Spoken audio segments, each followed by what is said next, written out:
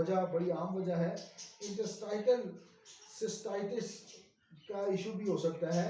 ये intestinal cystitis में होता ये है कि ब्लैडर, आपने सुना होगा, जो मसाना है, जब इसको यूरिन को रोकने की कैपेसिटी रखता है, सलाहियत रखता है, इसकी कैपेसिटी होती है, उसको यूरिन को रोकने में प्रॉब्लम्स आना स्टार्ट हो जाती हैं और उसका जो फंक्शन है उसको रोकने का, होल्ड करने का, रिटेंशन का, वो डिस्टर्ब होता है। उसकी वजह से पेशेंट को फिर हैज़ में तकलीफ होती है या मेंसेस में पेन होती है।